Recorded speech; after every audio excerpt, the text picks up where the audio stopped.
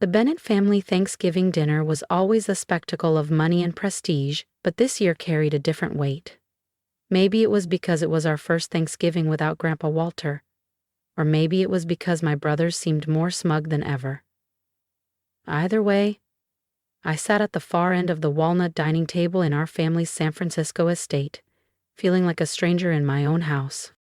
I'm Evelyn Bennett, though my family acts like I'm just some outsider borrowing their name.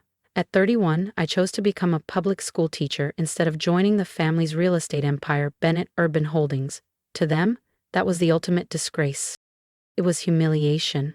"Evelyn, dear," my mother crooned, voice laced with forced cheer as she offered the platter of turkey. "How's that job of yours going?" "Still molding young minds?" My brother Nathan, 34, sneered behind his glass of Pinot Noir. He was the COO of Bennett Urban Holdings, wearing a suit worth more than my entire annual income. "My work is meaningful, Mom," I answered softly. "Last month, our students organized a drive that got books into 3 neighborhood libraries." "How noble," my eldest brother Lucas, 36, said with a smirk. As CEO, he slid a slim envelope across the table. I picked it up, already predicting the insult inside. A $5 Pete's Coffee gift card, the same cheap gesture as last year and the year before. "That should last you a couple of days," Nathan laughed. "Or do you just drink the cafeteria swill now?" Mom exhaled theatrically. "If only you'd accepted the position we offered at the company, you could have had everything. Everything, like Lucas and Nathan's matching Porsches, or their luxury condos downtown.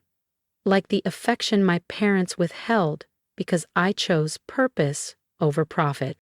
The doorbell chimed, halting the tension. Our housekeeper, Teresa, appeared in the doorway looking unexpectedly nervous. "Sorry to intrude," Teresa said quietly, "but Mr. Carver is here." "Carver," my mother's brow tightened. "Edward Carver, Grandpa's attorney." "What could he want on Thanksgiving Day?" she snapped. "He says it's urgent, Mrs. Bennett, about Mr. Walter's will." Tension rippled through the room. We'd all received our shares from Grandpa's estate last month, small trusts for the grandchildren, some antique furniture for my mother, and, supposedly, Grandpa's controlling shares in Bennett Urban Holdings going to Lucas and Nathan. Or, so we thought. Edward Carver entered the dining room, rain droplets glistening on his suit. He carried a thick briefcase and looked unusually serious. "My apologies for interrupting your Thanksgiving dinner," he said, "but this cannot wait. There's been a development regarding Mr. Walter's will." Nathan set down his wine glass. "What development? Everything's settled." "Not entirely." Carver opened his briefcase and took out a sealed envelope. "This morning, per Mr. Walter's instructions, I opened this document, meant to be revealed 3 months after his death." Lucas stood, all business. "What kind of document?" "A transfer of ownership," Carver said, meeting my eyes, "of his shares in Bennett Urban Holdings." "We know this already," my mother snapped. "They went to Lucas and Nathan." "No." Carver's voice grew firm. "Those were decoy papers. The true transfer, signed 7 months before his death, places all of Mr. Walter's shares, 82%, in the hands of his granddaughter, Evelyn." Silence crashed over the table. I stared as Carver set the envelope in front of me. "That's impossible," Nathan muttered, pale. Lucas slammed his palm on the table. "She's a teacher. She can't run a real estate empire." Carver held up more documents.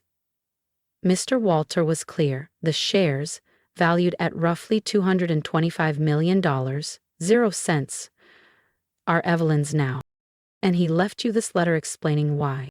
My hands shook as I opened it, seeing Grandpa's familiar handwriting. "My dearest Evelyn, if you're reading this, 3 months have passed, and your family has likely shown their true colors. But I've also watched you stay true to yourself, Evelyn," the letter read, Grandpa's handwriting elegant yet firm. "You've used your heart and skills to help others instead of chasing status. That's why I'm leaving you everything. Not just the shares, but the responsibility they bring. You know, as I always believed, that business should serve people. Not the other way around." Your brothers and parents will be furious. They'll try to fight this, but everything is legally secure. Mr. Carver has the documents. Use this power wisely, my little star. Show them that compassion and business can go hand in hand. Show them what the Bennett name should stand for. All my love, Grandpa Walter. I lowered the letter. Around me, my family sat in stunned silence. Nathan was texting rapidly, probably summoning lawyers. Lucas's face was red. My mother slumped in her chair, pressing a napkin to her trembling lips. This won't stand, Lucas snapped. We'll contest it. You can try, Carver said evenly. But Mr. Walter made everything legally binding. As of now, Evelyn is the majority shareholder of Bennett Urban Holdings. Nathan pushed back his chair. You can't run this company. You'll ruin it. Ruin it? I shot back, courage rising. You mean underpaying staff, gentrifying neighborhoods, turning our family name into pure greed? I stood, gripping Grandpa's letter. Maybe it's time for change. Change? Lucas scoffed. You'll bankrupt us. No, I said firmly. I'll bring us back to what Grandpa wanted, a business that helps people and still makes money. Both are possible. Nathan rolled his eyes. This isn't your classroom charity, it's business. I picked up the $5.00 Pete's card and handed it back. Keep it. You might need it more than I do. Carver cleared his throat. Emergency board meeting tomorrow at 9. Evelyn, you'll need to attend. My mother finally spoke. Evelyn, darling, let's be reasonable. I shook my head. Those days are over. I turned for the door, then looked back at them all.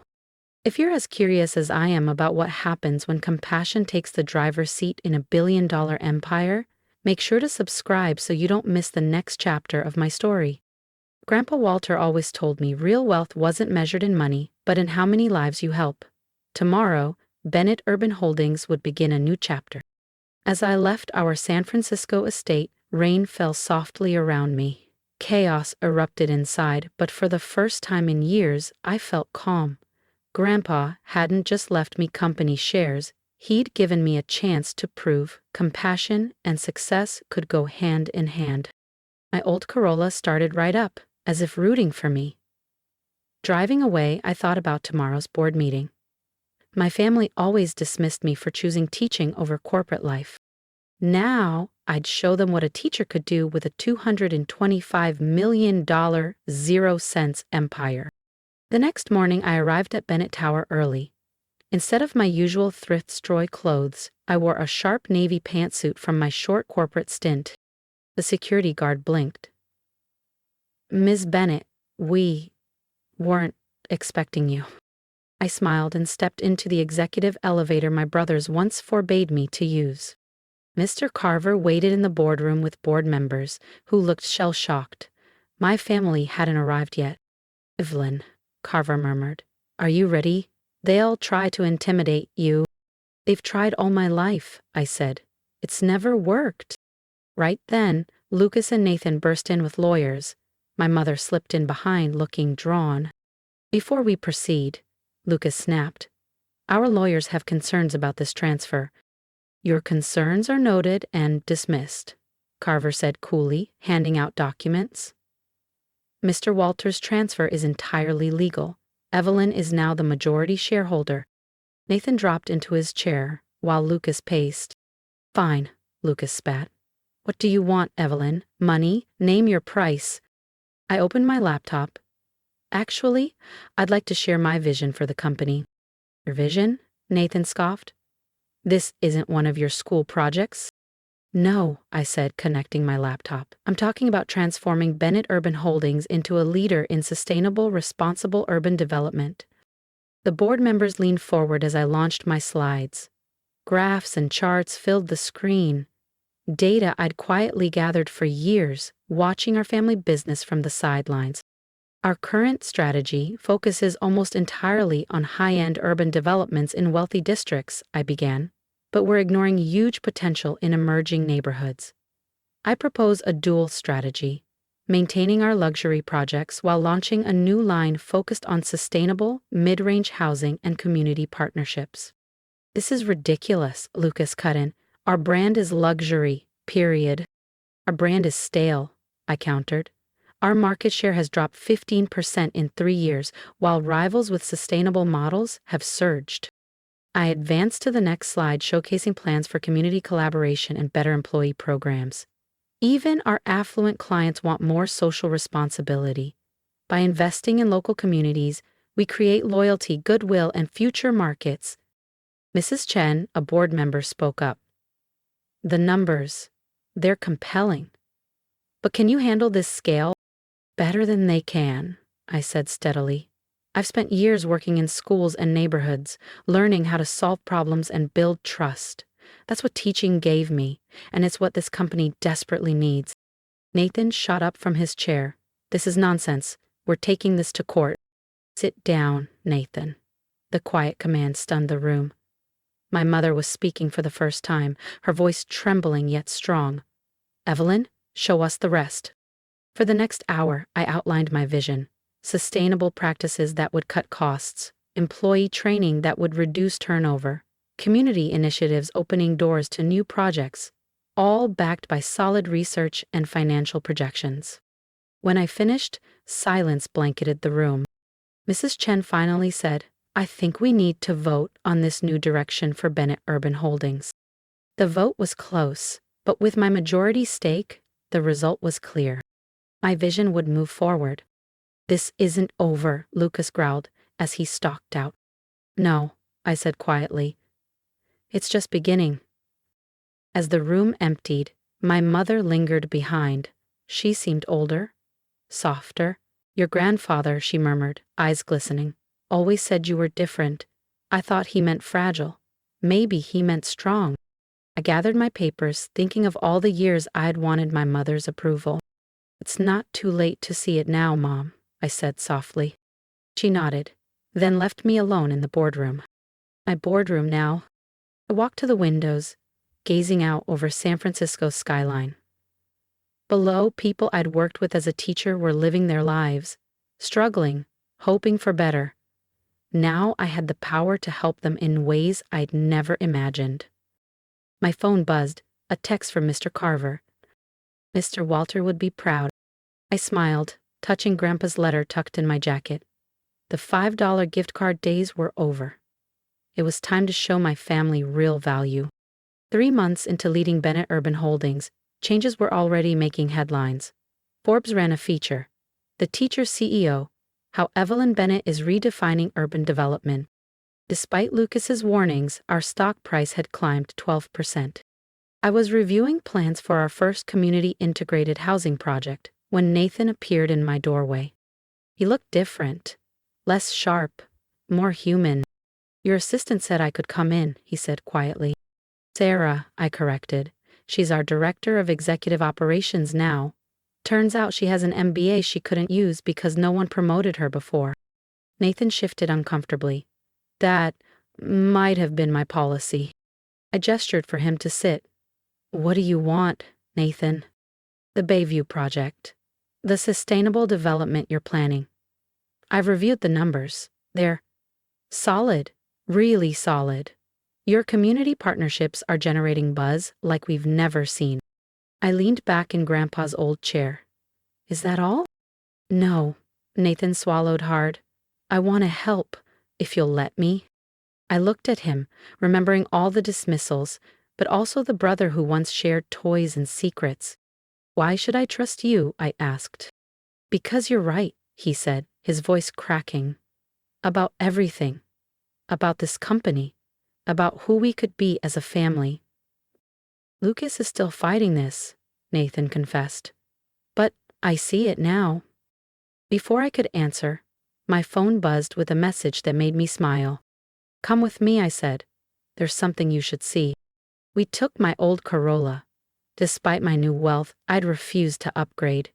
We drove south through San Francisco to Bayview, where our first community project was underway. The old Fremont warehouse, once abandoned, was alive with construction. What is this place? Nathan asked as we stepped inside. Phase 1, I explained. The ground floor will be a training center for urban development jobs. Upstairs will be affordable apartments run by graduates of the program. The projected margins are even higher than our luxury projects because of tax credits and community support. In a makeshift classroom, trainees listened intently. I recognized faces from my teaching days, people who just needed a chance. Okay, Maria, a former student now training as a project manager, rushed over. The local artist collective wants to provide all the interior art. Nathan watched, a new light in his eyes. This isn't charity, he murmured. It's business strategy. Took you long enough, I teased. Doing good and doing well don't have to be separate. Grandpa Walter taught me that. Back at Bennett Tower, I showed Nathan the full vision. Sustainable housing, community partnerships, employee training, all built to grow profits and transform lives. I need someone to oversee financial structures, I said carefully. Someone who understands numbers and purpose. You'd trust me with that after everything, he asked. Prove me right. He nodded. I will. Just then, Lucas barged in, waving a newspaper. Have you seen this? He demanded. Bennett Urban Holdings named Most Innovative Developer. They're calling you a visionary. Haha. He paused, noticing Nathan beside me. Lucas, I said. Want to see what we've been working on? Lucas stared as I pulled up the Bayview plans. His expression shifted from disbelief to understanding. This could actually work, he whispered. The future, Nathan added. The real future of our family's legacy. Lucas slumped into a chair. I've been fighting you so hard. I never even looked at what you were doing. Is it too late for me to be part of it? It's not too late, I said. We need someone to lead international projects. Hope flickered in his eyes. You'd let me? Family, I said simply. That's what Grandpa wanted. Not just profit, but purpose. Together. That evening, as my brothers worked on project plans, Mom appeared with takeout containers, a first for her. Your grandfather, she murmured, watching Lucas and Nathan discussing ideas like partners. He knew exactly what he was doing. I touched Grandpa's letter in my drawer. He knew what this family and this company needed. Sometimes it takes a teacher to rebuild an empire. Mom smiled for the first time in months. And sometimes, she said, laughing a little, it takes a $5 coffee card to reveal $1 million truth. Grandpa hadn't just left me a company. He'd given me a chance to heal our family and prove that wealth without purpose is poverty, and true success means lifting others as you rise. 1 year later, I stood in the lobby of the completed Fremont project. Local art filled the walls, sustainable materials glowed under soft lights, and our graduates stood proudly in staff uniforms. The press buzzed about Bennett Urban Holdings' revolutionary community model, but that wasn't what mattered most. What mattered was seeing my family working together. Nathan explained financials to investors, highlighting how community partnerships increased profits. Lucas gave tours, excited about the training center. Quite a change from last Thanksgiving, Mom said beside me. Remember the $5 coffee card? I smiled, glancing at the framed card and Grandpa's letter hanging near the entrance. Maria, now assistant manager, approached me, her eyes bright. Miss Bennett? My daughter just got into college, on the scholarship you started. That scholarship, surprisingly, had been Nathan's idea. Education changed everything for our family, Mom said softly. Let's keep passing that forward.